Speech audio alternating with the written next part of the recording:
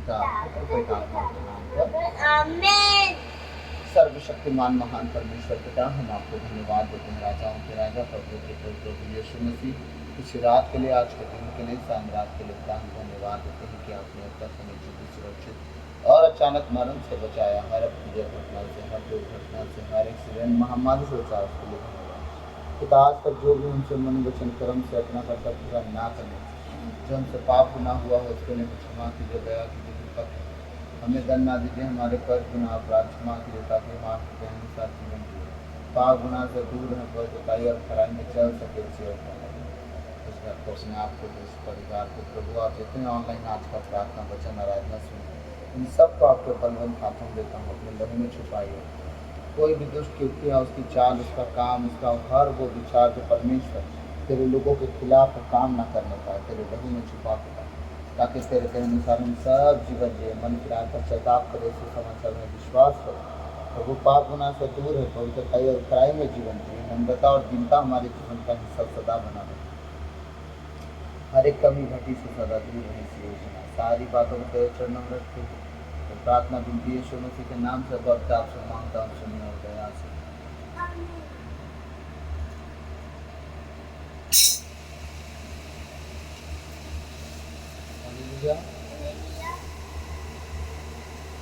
पवित्र आत्मा,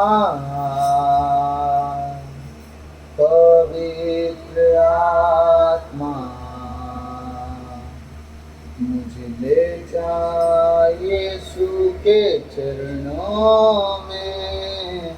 पवित्र आत्मा, फिर से, पवित्र आत्मा, पवित्र आत्मा, मुझे ले चल यीशु के चरणों में। पवित्र आत्मा, सिर्फ तेरे लिए यीशु, तेरे लिए, सिर्फ तेरे लिए यीशु, तेरे लिए, सिर्फ तेरे लिए, सिर्फ तेरे लिए मैं हाथ उठाता हूँ। घुटने टिकाकर, सर झुकाकर हाथ उठाता हूँ तेरे लिए। घुटने टिकाकर, सर को झुकाकर हाथ उठाता मैं तेरे लिए। सिर्फ तेरे लिए यीशु, तेरे लिए, सिर्फ तेरे लिए, सिर्फ तेरे लिए, सिर्फ तेरे लिए, सिर्फ तेरे लिए मैं हाथ उठाता हूँ। पवित्र आत्मा, पवित्र आत्मा, मुझे चल यीशु के चरणों में। पवित्र आत्मा, यीशु ही सत्य है, यीशु ही मार्ग है।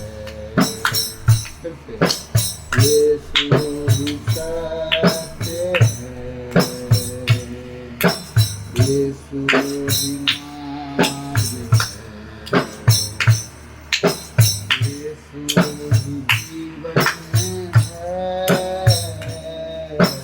यीशु मेरा प्रभु।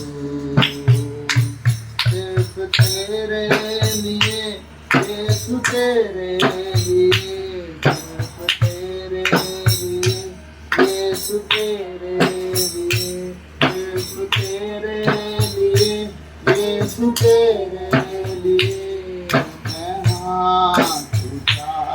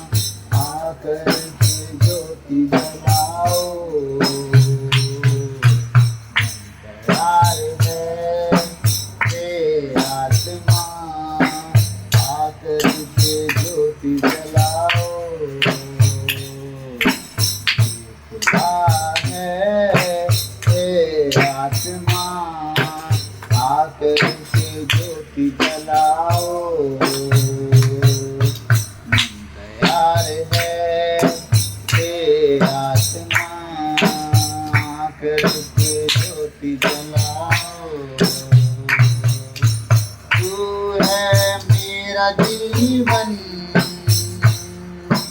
तू है मेरा आनंद, तू है मेरा जीवन,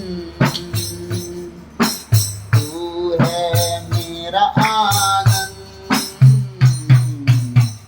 खुला है ये आसमां करके ज्योति जलाओ, मन तैयार है ये आसमां आकर के ज्योति जलाओ, खुला है ये आसमां आकर के ज्योति जलाओ, तैयार है ये आसमां आकर के ज्योति जलाओ, तू है मेरा ज्योति, तू है मेरी मुक्ति, तू है मेरी ज्योति,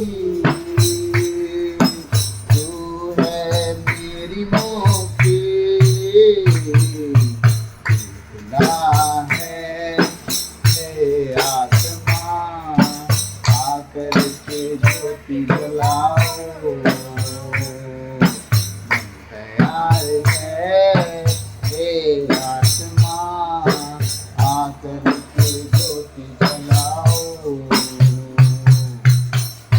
खुला है ये आसमां आकर के ज्योति जलाओ, तैयार है ये आसमां आकर के ज्योति जलाओ, तू है मेरी साथी, तू है मेरी शांति, तू है मेरी साथी, तू है मेरी शांति, खुला है ये आसमां आकर के ज्योति जलाओ, मन तैयार है ये आत्मा आकर के ज्योति जलाओ, खुला है ये आत्मा आकर के ज्योति जलाओ, तैयार है ये आत्मा आकर के ज्योति जलाओ, सबसे प्यारा यीशु आया, मेरा जीवन बदल बदल गया, जब से मैंने उसे पाया, मेरा जीवन बदल बदल गया, जब से प्यारा यीशु आया, मेरा जीवन बदल बदल गया, जब से मैंने उसे पाया, मेरा जीवन बदल बदल गया, इस जहान की जिंदगी से मुझे छुड़ाया जान से कर, इस जहान की जिंदगी से मुझे छुड़ाया जान से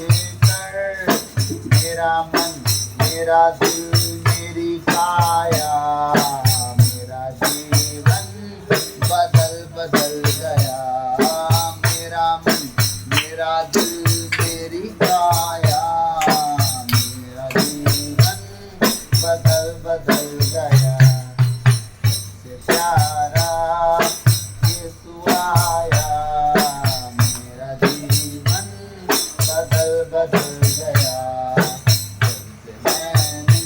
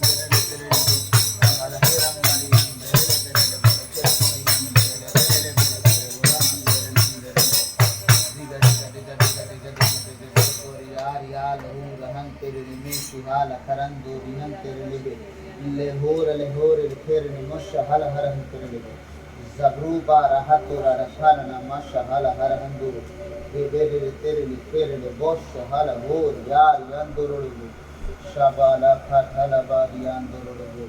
thank you Lord Jesus, hallelujah hallelujah hallelujah. प्रभु आपकी तारीफ हो, महिमा हो, प्रशंसा हो, आपकी बड़ाई हो, आपके जय जयकार हो।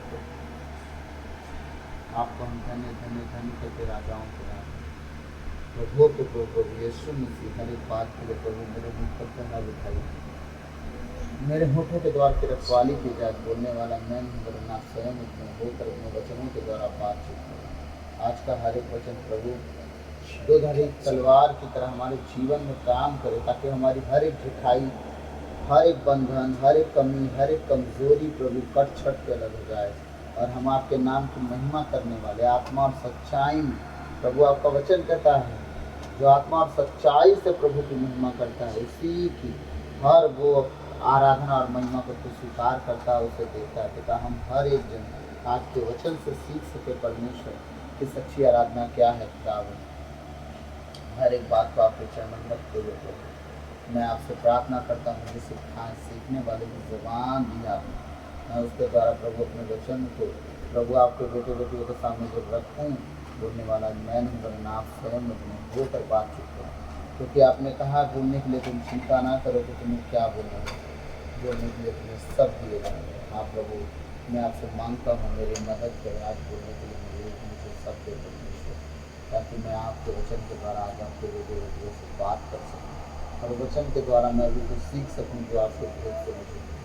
सारी आदर आपको देते हुए प्रार्थना यीशु मसीह के मीठे और मधुर नाम से बख्ता मांगता हूँ, सुनिए दया से, आमीन।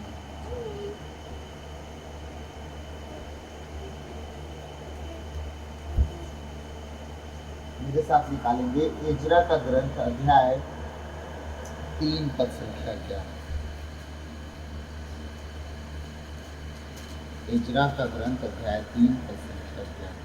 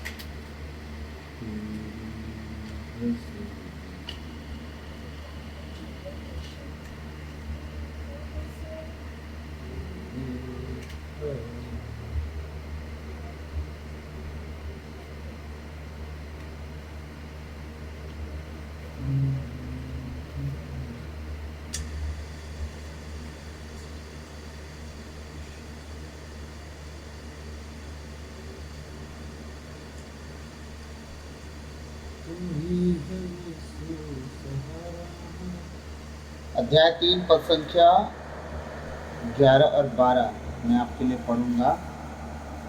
पेज नंबर है 608,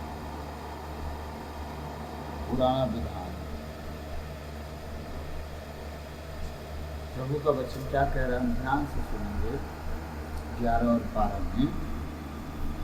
परंतु याजकों, पहला कौन, याजक, लेवियों, दूसरा कौन, लेवी, और घरानों के मुखियाओं, और तीसरा कौन है, जो सारे घरानों के ऊपर मूसा ने परमेश्वर के कहे अनुसार, उसके ससुर के सलाह के अनुसार, जब मूसा के ससुर ने देखा कि मूसा सुबह भोर से उठा है और शाम तक न्याय कर रहे हैं, न खाना खाया, न पानी पिया, न लोग खाना खाए, न पानी पिए, इतना देरी हो गया, तो मूसा के ससुर ने कहा कि सुनो तुम एक काम करो, घराने घराने के ऊपर मुखिया ठहराओ, 1000 के ऊपर, 50 के ऊपर, 10 के ऊपर, अलग अलग मुखिया ठहराओ, क्योंकि जब 10 के ऊपर एक मुखिया होगा, अगर वो 10 लोगों का केस नहीं सुलझा पाएगा, ऐसा कोई मैटर फंस जाए, तो वो 10 लोगों में से जो 50 लोगों के ऊपर जो मुखिया है उसके पास आएगा। अगर वो 50 लोगों वाला मुखिया भी नहीं सुलझा पाएगा इन लोगों का केस, तो वो 100 लोगों वालों के पास आएगा। जब 100 लोगों वाला केस नहीं समझा पाएगा, जो मुखिया है, तो 500 लोगों के ऊपर, घरानों के ऊपर जो मुखिया है उसके पास आएगा। जब वो 500 लोगों के ऊपर जो मुखिया है अगर वो नहीं संभाल पाया तो 1000 वालों के पास आएगा, फिर 10,000 वालों के पास आएगा, फिर लाख वालों के पास आएगा। जब सबका मैटर नहीं सुलझा तो अब तुम्हारे पास आ सकता है, लेकिन तुम्हारे पास मूसा से पहले आएगा वो हारून के पास, तब तुम्हारे पास लास्ट ऑप्शन होना चाहिए आने का, पहले नहीं, लास्ट। ठीक, तो कौन है ये लोग? वो इम्पोर्टेंट लोग जो घराने के ऊपर मुखिया ठहराए गए, 10 के ऊपर, 50 के ऊपर, 100 के ऊपर, 500 के ऊपर, 1000 के ऊपर, ये सारे मुखिया। ठीक, इसलिए कह रहा है प्रभु का वचन, परंतु याजकों, लेवियों और घरानों के मुखियाओं में से बहुत से लोग जो बूढ़े हो चले थे और पुराना मंदिर देख चुके थे, जब उनकी आंखों के सामने इस मंदिर की नींव डाली गई तो फूट फूट कर रोने लगे। तो किस मंदिर की बात हो रही है? यरूशलेम की बात हो रही है। तो क्या हुआ था? राजा सुलेमान के बनाने के बाद इस मंदिर को न जाने कितनी बार लूटा गया, कितनी बार इसे तोड़ा गया, आग लगाया गया, और ये मंदिर जब पूरी तरह से ध्वस्त कर दिए अपनी तरफ से लोग, तो फिर से ये मंदिर का नींव तैयार किया जा रहा था। और मंदिर का नींव तैयार करते समय जब लोगों ने सुना कि मंदिर की नींव तैयार हो रही है, तो जितने पुरनिये थे, जितने मुखिए थे, जितने पुराने लोग थे, जितने बुजुर्ग थे, जितने सयाने थे, वो सब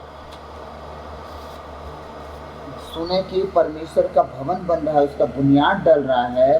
अपने प्रभु से इतना प्रेम था उन लोगों को, और वो प्रेम हो भी क्यों ना, इतनी मशक्कत से ज़िंदगी काट रहे थे वो लोग अपने खुदा के बिना, क्योंकि जो पुराने लोग थे वो जान चुके थे कि बिना प्रभु के हमारी दुर्दशा ऐसी ही है, और प्रभु हमारे साथ होते तो ये दिन देखना हमें ना पड़ता। वो सब कुछ जानने के बाद बुढ़ापे के कारण वो कुछ कर नहीं पा रहे थे, बस उनका दिल टूटता था। उनके परिवार भटके हुए गुलाम थे, लेकिन उनके दिल जो है चोट खा रहे थे। जब उन्होंने सुना, कौन? परंतु याजकों, लेवियों और घरानों के मुखियों में से बहुत से लोग, कौन से लोग? बहुत से लोग जो बूढ़े हो गए थे, वो बूढ़े जो हो चले थे और पुराना मंदिर को उन्होंने देखा था, और वो बहुत से लोग जो बुढ़ा गए थे, बूढ़े हो गए थे, वो पुराने भवन को परमेश्वर का उन्होंने देखा था, उसके किए उपकारों को देखा था, उनके चिन्ह और चमत्कारों को उन्होंने देखा था। जब उन्होंने देखा कि परमेश्वर का मंदिर फिर बनने जा रहा है, उसकी बुनियाद डलने वाली है, क्या कह रहा है प्रभु वचन? पुराना मंदिर देख चुके थे जब उनकी आंखों के सामने, वही बुजुर्ग लोगों के आंखों के सामने, ठीक है, जब उनकी आंखों के सामने इस मंदिर की नींव डाली गई, हाँ, नए यरूशलेम की मंदिर की नींव, उस भवन की डाली गई, बुनियाद डाली गई, बाउंड्री वॉल की बुनियाद डाली गई, तो वो फूट फूट कर रोने लगे। कौन है रोने वाले? वो बुजुर्ग लोग जो परमेश्वर के भवन को पहले देखे थे बनता हुआ, हाँ, उस भवन को बना हुआ देखे थे। अब जब फिर से बाउंड्री का दीवार तनाने लगा, ये लोग उस भवन का बुनियाद जब डलने लगा, तब ये लोग फूट फूट कर रोने लगे। पर उनमें बहुत से ऐसे भी थे जो आनंदित होकर जय जयकार कर रहे थे।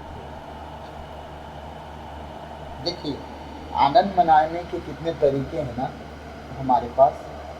दुख में कुछ लोग रो देते हैं, लेकिन कुछ लोग आनंद के मारे खुशी के आंसू से रोते हैं।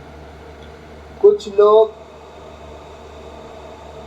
दुख में अगर आनंद की बात आती है तो वो लोग जय जयकार करते हैं, प्रभु के बड़े बड़े भजन और गीत गाते हैं, उसकी स्तुति आराधना करते हैं। बचपन में सोचता था, जब मैं छोटा था, सोचता था कि खुशी के आंसू निकलते कब, क्योंकि एक दिन मैं सुना था, बहुत छोटा था, और मेरे चाचा गांव में चुनाव लड़े थे और चाचा चुनाव लड़ने के बाद जीत गए। मेरे पापा उनका सपोर्ट किए और जीत गए। तो हुआ ऐसा कि मेरे चाचा जब सुने कि मैं जीत गया हूँ, वो रोने लगे। जब वो रोने लगे तो मेरे पापा ने कहा कि तुम रो क्यों रहे हो, खुशी का टाइम है। चाचा कहते हैं मैं खुशी के मारे रो रहा हूँ। तो रात में तो ये बात मैं सुना नहीं था, भाई छोटा था, बहुत छोटा था। तो सुबह मेरी चाची इस बात को घर में सबके सामने रख रही थी कि कल मेरे भाई का मुकेश नाम है, चाचा के बेटे का, मुकेश के पापा रोने लगे। जिसके बड़े पापा बोलते हैं तुम क्यों रो रहे हो, तो मुकेश के पापा ने कहा कि खुशी के आंसू है। तो मैं बोला ये आते कब? मैं बचपन में इतना कंफ्यूज था कि खुशी ऐसी कब आती है जब आदमी खुशी के मारे रोने लगे। मैं सच बताऊं, पूरा जवान हो गया मैं। 30 साल के बाद आदमी बुढ़ापा की ओर जाता है, 30 साल के अंदर जवानी में रहता है। समझिएगा मैं 33 ईयर का हो गया। मैं ये सोचता रहा उस टाइम, लगभग 25 साल बीत गए कि खुशी के आंसू कब आते हैं, इंसान इतना खुश कब होता है कि रोने लगे। बात कभी नहीं आई मेरे सामने, ऐसा एक्सीडेंट कभी नहीं हुआ कि इतनी बड़ी घटना हुई हो कि मैं खुश होकर रोने लगूं। सच कह रहा हूँ, वो खुशी मेरे यीशु मसीह में थी। जब मैं प्रभु को जाना, प्रभु के करीब आया, जब मेरे लिए दुआएं हुई, मेरे लिए प्रार्थनाएं हुई, मेरे लिए भविष्यवाणियाँ हुई, जब भविष्यवाणियों को सुना मैं अपने आप को रोक नहीं पाता हूँ। जब भी मेरे लिए भविष्यवाणी होती है, जब भी, मतलब हर 2 दिन में भी होती है, तो ऐसा नहीं कि हर 2 दिन बाद मेरे लिए भविष्यवाणी हुई तो नहीं, मेरे लिए आम बात है, नहीं, वो तो होता ही रहता है। नहीं, उस मुझ पर ठहरे, इसलिए मैं आनंद मनाता हूँ कि खुदा उस आनंद के साथ मेरे साथ बना रहे। मैं सच कहता हूँ, जो खुशी रोने के जो हैं, आनंद के आंसू जो होते हैं ना, मैं सच कहता हूँ दुनिया के सबसे बड़ी खुशियों में से वो खुशी है। ये खुशी नहीं, वो खुशी है जिसमें आप आनंद के मारे आंसू बहा दो, खुशी के मारे आंसू बहा दो, यही खुशी। और जो बुजुर्ग लोग थे, जो पुराना मंदिर देखे थे, वो जब देखे कि परमेश्वर के भवन का नींव डल गया, ये लोग इतने खुश थे। कुछ लोग जो मुखिया थे, वो कौन थे, मुखिया थे और याजक थे, लेवी थे, वो लोग क्या कर रहे थे, वो लोग परमेश्वर के भवन का वो आनंद के साथ होकर वो जयकार कर रहे थे कि परमेश्वर का भवन डल रहा है, मैं याजक हूँ, परमेश्वर का भवन डल रहा है, मैं पुरनिया हूँ, मैं लेवी हूँ, मैं याजक हूँ, मैं मुखिया हूँ। लेकिन ये जो बुजुर्ग थे, जो अपने घर घराने की दशा देख रही है, जो देखे थे कि परमेश्वर का भवन जब था, जब लोग उसके साथ बने हुए थे, जब वहाँ आना जाना छोड़े नहीं थे, उनका घर परिवार सही सलामत चल रहा था, तब उन्होंने देखा था कि परमेश्वर हमारे साथ कितने बड़े बड़े और अचंभे अजीब रीति से काम किया था परमेश्वर, जिसका हम बयान नहीं कर सकते। तब उनके आंखों से वो आंसू इसलिए निकल रहे थे कि अब वही परमेश्वर, वही अजीब अचंभे रीति से फिर से दोबारा हमारे जीवन में काम करेगा, जब हम उस बुनियाद डली परमेश्वर के भवन में जाएंगे और हम फिर वही आराधना करेंगे। हमारे बच्चे, हमारे बेटे, हमारी बेटी, हमारा खानदान फिर से जब जाएगा वहाँ, वही आराधना, वही प्रार्थना वो करेगा जो पहले किया जाता था। परमेश्वर फिर से अपने लोगों को बचाएगा, छुड़ाएगा, ऊंचा उठाएगा, लिए चलेगा और अपने लोगों को गुलामी से निकाल के उन्हें सामर्थ्य बनाता रहेगा और कभी भी उन्हें गुलाम रहने नहीं देगा। आमीन। तो ये चीजें परमेश्वर के उन बुजुर्गों ने देखा, तो लेवी, याजक, पुरनिये आनंद के साथ तो भजन गीत गा रहे हैं, जय जयकार कर रहे हैं। लेकिन जो बुजुर्ग थे, जो जय जयकार नहीं कर पा रहे थे ऊंचे शब्दों में, वो आनंद के मारे इनर आत्मा के साथ, जो होली स्पिरिट अंदर रहते उनके, वो उस आत्मा के साथ, वो आनंद के साथ, एकदम आंसुओं के साथ खुदा को धन्यवाद देना शुरू किए। आप लोगों को पता है, जब आप परमेश्वर के भवन में इकट्ठे होते हैं उस आनंद को आप फील नहीं कर पा रहे हो, क्योंकि आप प्रभु के करीब नहीं, प्रभु से दूर हो। जिस दिन आप प्रभु के करीब होगे ना, मैं सच कहता हूँ, आप उस आराधना को पाने के लिए कितना जोर लगाओगे कि खुदा तेरे करीब कैसे आ जाऊं। आराधना करते समय आप एक रत्ती कंजूसी नहीं करोगे।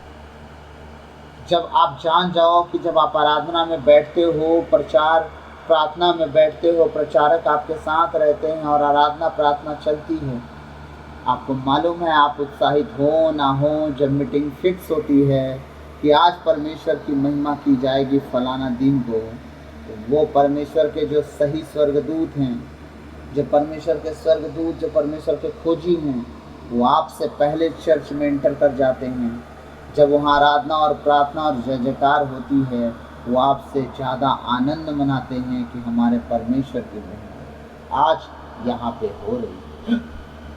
ये चीज़ आप पता नहीं क्यों महसूस नहीं कर पाते, इसलिए खुद को आज तक नहीं भर पाए। लेकिन जिस दिन आराधना प्रार्थना के टाइम, भजन गीत गाने के टाइम आप अपने माइंड सर्कल के अंदर नहीं रहते, अपने घर के भीतर नहीं रहते, आप अपने बच्चों के पीछे नहीं रहते, आप अपने काम के पीछे नहीं रहते, अपने खेती बाड़ी के पीछे, नौकरी के पीछे, अपने परिवार के पीछे नहीं रहते। चर्च में आने के बाद सिर्फ यीशु मसीह को खोज के उसके पीछे चलना अगर चाहते हो, तब जब आप आराधना करो, आप भजन करो, आप गीत गाओ, फिर देखो क्या होता है।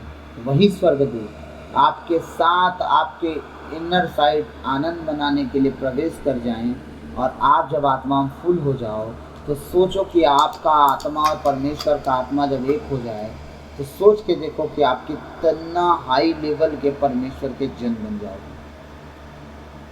आपका एक काउंसलिंग, एक शब्द, एक बोलना लोगों की लाइफ बदल देगी। आमीन। यहाँ परमेश्वर का जन कहता है कि जब वो फूट फूट कर रोने लगे, और क्या हो रहा है, लोग आनंद मनाते जय जयकार करने लगे।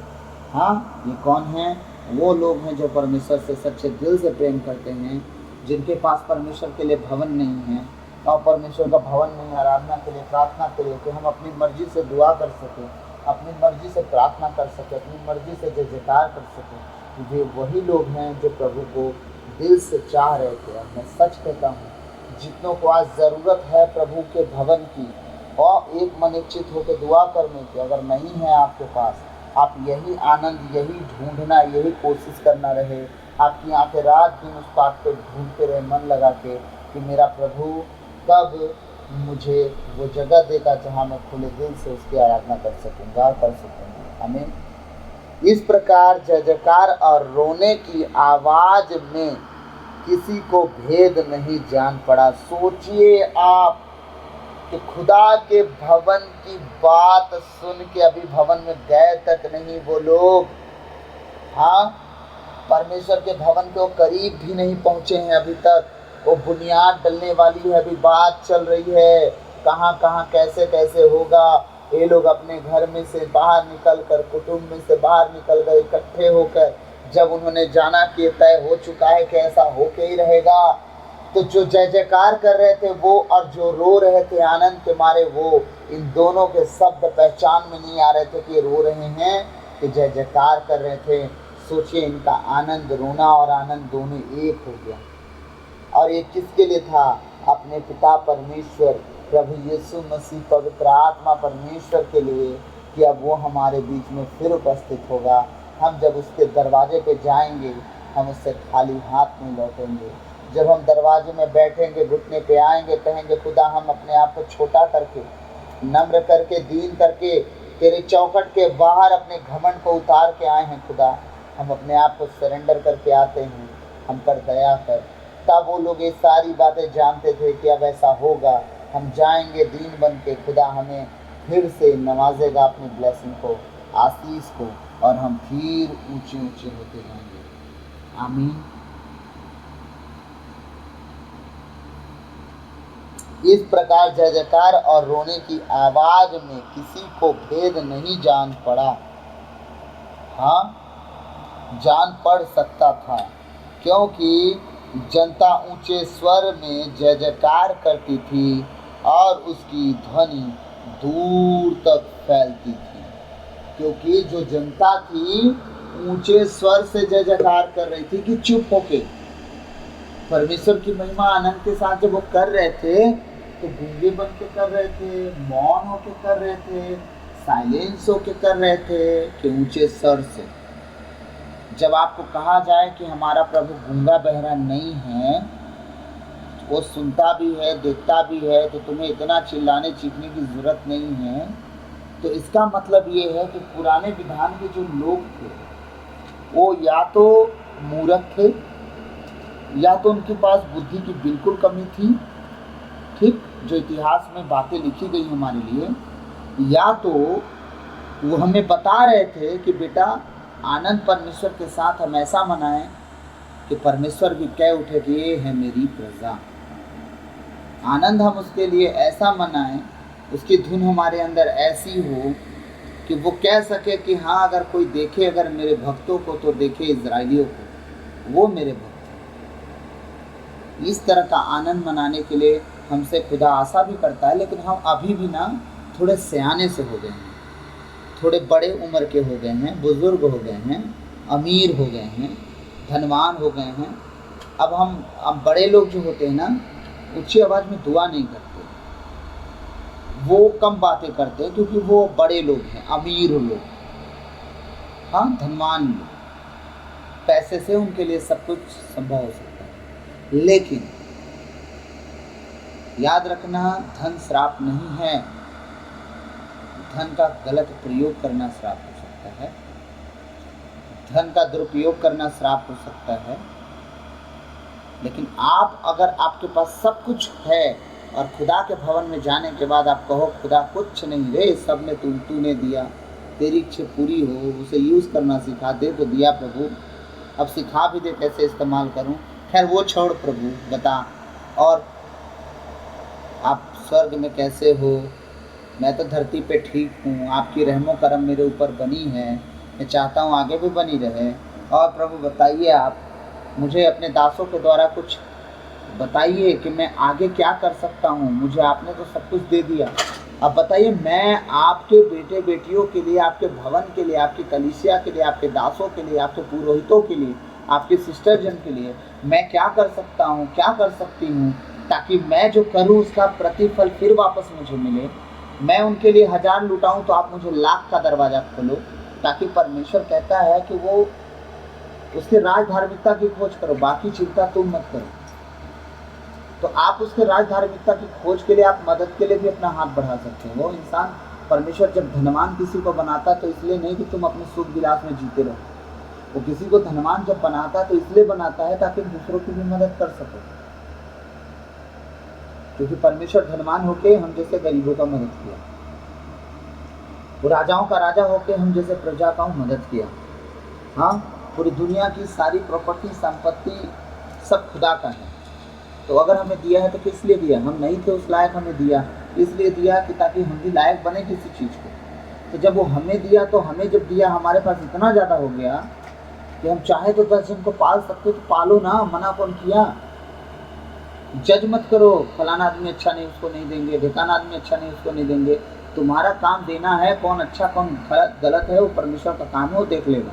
लेकिन अगर आपको कोई दिख रहा है जिसकी आप मदद करना चाहते हो, कर भी सकते हो, तो आपको करना है। हालेलुया।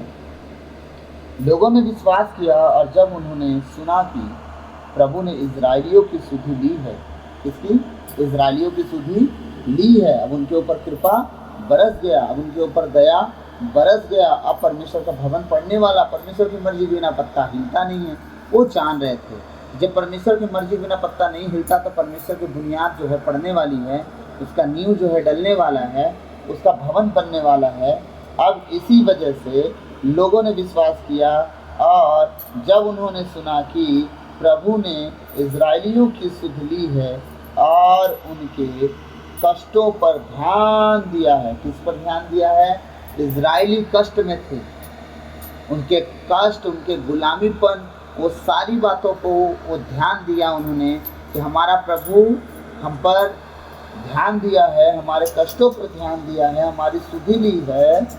तब उन्होंने सिर झुकाकर उसकी आराधना की। वाव! क्या कि उन्होंने सिर झुकाकर उसकी आराधना की। ये बातें कहाँ लिखी हैं? हाँ, निर्गमन अध्याय 4 के 31 वचन। लोगों ने विश्वास किया और जब उन्होंने सुना कि प्रभु ने इस्राएलियों की सुधि ली है और उनके कष्टों पर ध्यान दिया है, तब उन्होंने सिर झुकाकर उसकी आराधना की। हम सिर उठा के भी आराधना करते हैं, सिर झुका के भी आराधना करते हैं। सिर झुका के आराधना करने का मतलब, अब आप कह रहे हो कि खुदा अब हम कुछ भी नहीं हैं, अब हम पूरी तरह से सरेंडर हैं, अब तो हम इस लायक भी नहीं हैं कि तेरे ऊपर तेरी तरफ सर उठा के कुछ कह सके। हम इतने अपने बीते कर्मों के द्वारा प्रभु शर्मिंदा हैं, अपने गुनाहों के वजह से हम शर्मिंदा हैं।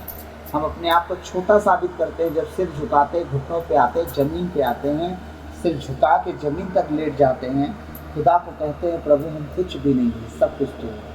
जब हम सिर उठा के दुआ करते हैं तो हम दुआ करके कहते हैं कि खुदा जब से हमने तुझे जाना तो हमें इस योग बना दिया कि तूने हमें सिर उठाने लायक ठहराया। तो आज तेरे सामने हम सिर उठा के दुआ कर रहे हैं क्योंकि तू उस लायक बनाए। घमंड नहीं है खुदा, तेरी वो ब्लेसिंग है, तेरी वो आशीष है। आमीन, हालेलुया। 5 अध्याय निर्गमन ग्रंथ अध्याय 5 वचन का 13 और 14 उसका वचन क्या कह रहा है? अधिकारी यह कहते हुए उन्हें बाध्य करते थे, ठीक उसी प्रकार प्रतिदिन अपना निर्धारित काम पूरा करो जिस प्रकार तब करते थे जब तुमको भूसा दिया जाता था। हालेलुया। सॉरी मैं दूसरा इतिहास बोलना था, निर्गमन में आ गया। दूसरा इतिहास ना, दूसरा इतिहास 5 अध्याय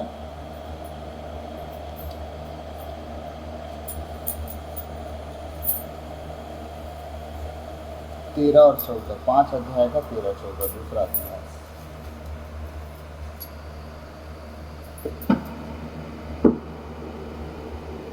प्रभु का वचन कह रहा है, तुरही बजाने वाले और गायक कौन कौन? पहले तो म्यूजिक बजाने वाले, वो तुरही फूंकने वाले, और दूसरे कौन है? गायक। और गाना जरूरी नहीं है तो सुन लो आप सब, गायक भी वहाँ थे। और वो गायक कम नहीं थे, बहुत सारे थे। जब राजा दाऊद की बातों को आप समझोगे, फिर उसके बाद उसके बेटे सुलेमान की बातों को सुनोगे, तब आप समझोगे कि कितने गाने वालों को रखा था और कितना बजाने वालों को। प्रभु का वचन कह रहा है, तुरही बजाने वाले और गायक सब मिलकर ईश्वर की प्रशंसा और स्तुति करते थे। क्या करते थे? उसकी प्रशंसा। उसका मतलब वो कितना महान है, कितना तारीफ करते हैं ना हम चमचों की, जो कहते हैं हम फलाना आदमी, उसके सामने जब खड़े हो जाते हैं, अरे आप तो बहुत अच्छे हैं, आप तो महान हैं।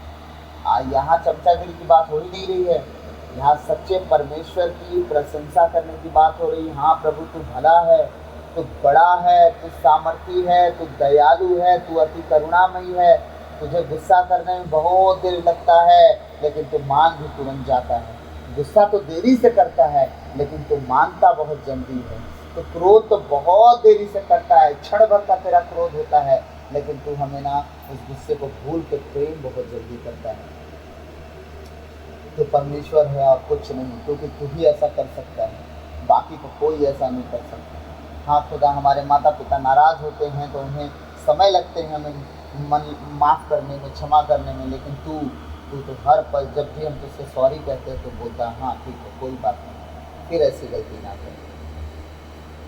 तुरही बजाने वाले और गायक सब मिलकर ईश्वर की प्रशंसा और स्तुति करते थे। तुरही, झांझ तथा अन्य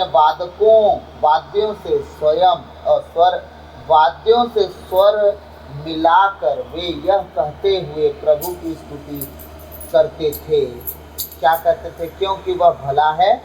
क्या तारीफ कर रहे हैं? वो भला है, दयालु है, कृपालु है, प्रेममय ईश्वर है, आदि और अंत है, उसके जैसा न तो कोई था, न कोई है, न कोई होगा। क्या कह लेके? तुरही, झांझ और अन्य वाद्यों को एक स्वर में, एकदम स्वर मिलाकर यह कहते हुए प्रभु की स्तुति करते थे। भजन गा रहे हैं, उसके नाम की बड़ाई कर करके भजन गा रहे हैं। हाँ, कह रहे हैं क्योंकि वह भला है, उसकी सत्य प्रतिज्ञता अनंत काल तक बनी रहती है। कब तक? आज तक, कल तक नहीं, अनंत काल तक उसकी सत्प्रतिज्ञा बनी रहती है। आमीन। उस समय ईश्वर का मंदिर एक बादल से भर गया। देखिए, वो बादल कोहरा वाला बादल नहीं था जो बारिश कराता है। परमेश्वर अपने से पहले एक घना और एकदम काला बादल अपने लोगों के सामने भेजा करते थे, ताकि जब परमेश्वर उनके सामने प्रकट हों तो कभी भी लोग उन्हें देख के मर ना जाएं, लोग उन्हें देख के जल ना जाएं। मूसा के साथ जब परमेश्वर बात करते थे तो परमेश्वर मूसा के सामने घना बादल भेजा करते थे, एकदम घनघोर काला बादल, और उसके पीछे से होके बात करते थे। उनकी तेज इतनी भयानक और बड़ी थी कि जब मूसा परमेश्वर से मिलकर सीनै पर्वत से नीचे उतरता था, आप सबको पता होगा उसके चेहरे पर इतना तेज हुआ करता था कि लोग उसे नहीं देख पा रहे थे। उनकी आंखें एकदम, जिस तरह सूरज को देख के आंखें एकदम चौंधिया सी जाती हैं, वैसे ही उसको भी देख के हो जाते थे। और उन्होंने कहा, मूसा अपना चेहरा ढक, क्योंकि हम तुझे देख नहीं पा रहे हैं। आपको समझे, ये हमारा परमेश्वर है। और उसी भवन में जब वो सच्चे दिल से आंसू बहा के आराधना कर रहे हैं, उसकी बड़ाई कर रहे हैं, उसकी प्रशंसा कर रहे हैं, जय जयकार कर रहे हैं, भजन और गीत को गा रहे हैं और बड़े बड़े वाद्य संगीतों के साथ उसकी बड़ी प्रशंसा कर रहे हैं, परमेश्वर क्या किया? अपनी उपस्थिति उनके बीच में प्रकट करने की तैयारी शुरू कर दिया। हम घने बादल के साथ। और आज के कलीसियाएं, सुनिए मैं क्या कर रही बता रहा हूँ। आज की कलीसियाएं, जब परमेश्वर मूड बनाता है कि चलो उस भवन में, क्योंकि सारे मेरे भक्तजन सच्चे दिल, सच्चे मन, सारी शक्ति बुद्धि से मेरी आराधना कर रहे हैं, ठीक है, तो अब क्या करते हैं? चलते हैं उस कलीसिया में, हम अब उन्हें ब्लेस करते हैं, आशीष देते हैं। जिस तरह इजराइलियों को दिया था हमने आशीष और ब्लेसिंग, अब उन्हें भी ब्लेस करते हैं, आशीष देते हैं, उन्हें भी ऊंचा उठाते हैं, उन्हें सेम नहीं छोड़ते हैं, उन्हें फिर से बनाते हैं, उनके घर घराने को बचाते हैं। यहाँ कलीसिया आराधना प्रार्थना शुरू की, परमेश्वर का मन बदलने ही वाला था, कलीसिया का हालेलुया हो जाता। गाना खत्म, बजाना खत्म, स्तुति खत्म, आराधना खत्म, प्रार्थना खत्म। क्यों? क्योंकि कलीसिया एक समय बांध के रखी है, एक लिमिट टाइम बांध के रखी है कि हम इतना ही टाइम तक आराधना करेंगे, इतना ही टाइम तक प्रार्थना करेंगे, इतना ही टाइम तक वचन सुनेंगे, इतना ही टाइम तक प्रभु की बड़ाई करेंगे, इतना ही टाइम तक प्रभु की महिमा करेंगे। ज़्यादा टाइम हमारे पास नहीं है। लोग कहेंगे इतना टाइम तक क्यों? इतना लंबा आराधना कौन करता है? आपको मालूम भी है मैं क्यों ये बात बता रहा हूँ? मैं इसलिए बता रहा हूँ कि आप पढ़ लो और सुन लो और देख लो कि क्या लिखा है दूसरा इतिहास में 5 अध्याय के 13 और 14 वचन में, कि परमेश्वर वचन सुनने और सुनाने से नहीं उपस्थित हुए थे। मैं डाउट क्लियर कर दे रहा हूँ, हमारे पिता परमेश्वर वचन सुनने और सुनाने से उपस्थित नहीं हुए थे। जो आज की कलीसिया फटाक से डिबेट करने लगती है कि इतना लंबा कौन आराधना करता है, इतना लंबा कौन प्रार्थना करता है। वचन सुनाते ना, कुछ सिखाते। जिंदगी बीत गई आपकी सीखते सीखते, आपने कुछ सीखा क्या? और जो प्रचारक आपको सिखा के गए, क्या उन प्रचारकों के सीखने के बाद, सिखाने के बाद आप उसके अनुसार चले क्या? अगर हाँ तो बहुत अच्छी बात है, रोज़ सीखो। अगर ना तो फिर आज तक जब नहीं सीख पाए तो आज ही क्या सीख लोगे? परमेश्वर की उपस्थिति मांग लो ना, परमेश्वर की हुजूरी मांग लो, ताकि वो आपके जीवन को बदल दे। जो आज तक नहीं सीख पाया अब सीख जाओ। तो पुराने विधान में जब हम पढ़े तो हमने ये नहीं पढ़ा कोई प्रचार कर रहा था, परमेश्वर का आत्मा उतर रहा, और नया विधान में हुआ ऐसा। लेकिन पुराने विधान में पहला रूल दिया गया कि हमें क्या करना है? हे पिता हमारे तू जो स्वर्ग में है, क्या करना है? उसकी बड़ाई वो कहाँ है? स्वर्ग में। उसकी प्रशंसा वो कहाँ है? स्वर्ग में है। पुराने विधान के लोग क्या कर रहे हैं? उसकी बड़ाई कर रहे हैं, बड़ाई कर रहे हैं, उसकी महिमा कर रहे हैं, प्रशंसा कर रहे हैं, और एक सुर में सारे वाद्य संगीतों को बजा के धुन मिला रहे हैं। परमेश्वर खुश हो गया। आपकी प्रार्थना की तरह नहीं कि बजाते बजाते 15 मिनट बीता, घड़ी देखे और गायक बोलता है 15 मिनट हो गया, प्रार्थना बंद करेंगे, अब जाएंगे वचन में। No no no no no. परमेश्वर की आत्मा जब तक चलाई वो चलते गए, और परमेश्वर खुद एक घने कोहरे के साथ क्या कह रहा है प्रभु का वचन? क्योंकि वह भला उसकी सत्प्रतिज्ञा अनंत काल तक बनी रहती है। उस समय ईश्वर का मंदिर एक बादल से भर गया, और याजक मंदिर में अपना सेवा कार्य पूरा करने में असमर्थ थे। क्या हो गया? परमेश्वर का सामर्थ बादल रूप में आके इस भवन में भर गया, और वो याजक लोग जो अपने आप को अगुआ बोलते हैं, पुरनिये बोलते हैं, उस समय जो हारून के घराने के थे, वो सोच के देखिए कि उस जगह पर वो सेवा टहल करने के लिए वो समर्थ नहीं हो पाए, असमर्थ हो गए। और क्या हुआ? ईश्वर का मंदिर प्रभु की महिमा से भर गया था। पूरा का पूरा मंदिर परमेश्वर की महिमा से भर गया था, और वहाँ कोई सेवक नहीं ठहरा, कोई याजक नहीं ठहरा, कोई लेवी नहीं ठहरे, कोई पुरनिये नहीं ठहरे। सब के सब परमेश्वर का भवन छोड़ के निकल बाहर हुए। क्यों? क्योंकि परमेश्वर वहाँ स्वयं अपनी सामर्थ्य के द्वारा प्रकट हो गया उन्हें ब्लेस करने के लिए। मैं सच कहता हूँ, परमेश्वर यीशु मसीह के नाम से हर एक के लिए, जब आप परमेश्वर के भवन में इकट्ठे हो, जब भजन गीत चलें, आप अपने आप को, अपने घर को, परिवार को, सबको साइड रख के अपने मन विचारों को, शरीर प्राण आत्मा को एक मन इच्छित रखिए कि आज मैं अपने परमेश्वर के भवन में आया हूँ, अपने परमेश्वर के भवन में आई हूँ। आज जो मेरे जीवन में होगा उससे पहले कभी नहीं हुआ था। आज जब मैं आराधना करूंगी, चाहे गीत आए या ना आए, मैं ताली बजा बजा कर अपने परमेश्वर की महिमा करूंगी, और ये मेरी ताली ही परमेश्वर को खुश करेंगे कि मैंने एक स्वर से, अपने 10 तार वाले उंगलियों से परमेश्वर के लिए भजन गाए, गीत गाए, आराधना की। आमीन। परमेश्वर मेरे गीतों को नहीं, मेरे हृदय को जांचेगा। जब मैं उसके गीतों को सुन के दोहरा ना पाऊँ, गा ना पाऊँ, और तालियों के द्वारा उसे बताऊं कि परमेश्वर गीत गाना आए या ना आए, कोई भी भाषा का गीत क्यों ना हो, मैं ताली बजा के तुझे दिखाना चाहता हूँ, दिखाना चाहती हूँ कि मैं कोई कपट, कोई कोर लेके नहीं आया। मैं अपनी ताली भी खुले दिल से बजा रहा हूँ, बजा रही हूँ। मेरे आंसू गवाह होंगे परमेश्वर की मैं आनंद मना रही हूँ, आनंद मना रहा हूँ। आज मेरी एक बहन का शकल मुझे दिखा रहा है खुदावन, जिसका नाम है फातिमा, और वो कुनकुरी की है। परमेश्वर मुझे बार बार उसका शकल दिखा रहा है। मैं आप परमेश्वर यीशु मसीह के नाम से बहन आपके लिए मैं प्रार्थना करता हूँ। जो परमेश्वर के लिए आपका प्रेम है, परमेश्वर आपको ब्लेस करने जा रहा है, और वो ब्लेसिंग किस रीति की होगी मुझे नहीं पता। वो कितना आशीष से आपको ऊंचा उठाने वाला है मुझे नहीं पता, कितना सामर्थ्य से आपको भरने वाला है मुझे नहीं पता, लेकिन मुझे इतना पता है कि जो आप हृदय में खोज अपने प्रभु यीशु का कर रही हैं, उसका प्रतिफल वो आपको जल्द से जल्द देगा। यीशु मसीह के नाम से ये बातें होके रहेगी, और आप इसी प्लेटफॉर्म पे, इसी यूट्यूब चैनल पे आपकी गवाही भी अपलोड की जाएगी। जो आज मैं बोल रहा हूँ, आने वाले दिनों में आपकी गवाही हम जरूर सुनेंगे। तो आप सब समझिए, जब परमेश्वर के भवन में जाएं तो खूंटा खंभा ना बने। आपको परमेश्वर ने आराधक बनाया, आपको परमेश्वर ने याजक बनाया, आपको परमेश्वर ने याजकों का समाज बनाया, आपको परमेश्वर प्रेम करता है, आपको परमेश्वर चाहता है कि उसकी महिमा करे, क्योंकि परमेश्वर स्वयं अपनी महिमा नहीं कर सकता।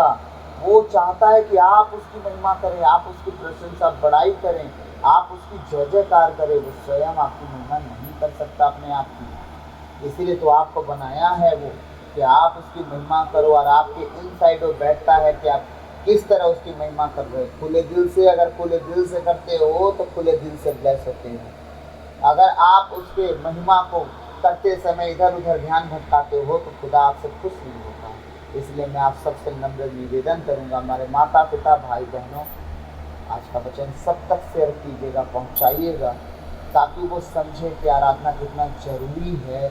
आराधना करने से, स्तुति करने से, बड़ाई करने से परमेश्वर स्वयं आके उपस्थिति देते हैं और आपके जीवन को, आपके घर को, परिवार को पूरी रीति से अपने कब्जे में लेते हैं और शैतान से आप सबको आज़ाद करके आपकी चंगाई, छुटकारे को, आपको ब्लेसिंग को सब तरफ से आपके ऊपर रिलीज करते हैं। आमीन। तो प्रभु आज के इन वचनों के द्वारा हम सबको बहुतायत से आशीष दें। आमीन। God bless you. सबों को जय।